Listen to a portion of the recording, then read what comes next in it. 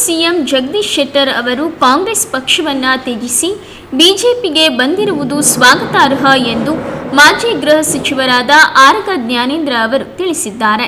ಜಗದೀಶ್ ಶೆಟ್ಟರ್ ಅವರು ಇವತ್ತು ಕಾಂಗ್ರೆಸ್ಸನ್ನು ತ್ಯಜಿಸಿ ಬಿಜೆಪಿಗೆ ಬಂದಿರತಕ್ಕಂಥದ್ದನ್ನ ನಾನು ಹೃತ್ಪೂರ್ವಕವಾಗಿ ಸ್ವಾಗತ ಮಾಡ್ತಾ ಇದ್ದೀನಿ. ನನಗೆ ಅನಿಸಿತ್ತು ಮೊದಲಿಂದನೂ ಕೂಡ ಜಗದೀಶ್ ಶೆಟ್ಟರ್ ಅಂತವರು ಕಾಂಗ್ರೆಸ್ನಲ್ಲಿ ಹೊಂದಾಣಿಕೆ ಮಾಡ್ಕೊಳ್ಳಿಕ್ಕೆ ಸಾಧ್ಯನೇ ಇಲ್ಲ. ಯಾಕಂದರೆ ಕಾಂಗ್ರೆಸ್ಸಿನ ಕಲ್ಚರ್ ಜಗದೀಶ್ ಶೆಟ್ಟರ್ ಅಂಥವ್ರಿಗೆ ಒಪ್ಪಿಗೆ ಆಗೋಕ್ಕೆ ಸಾಧ್ಯ ಇಲ್ಲ.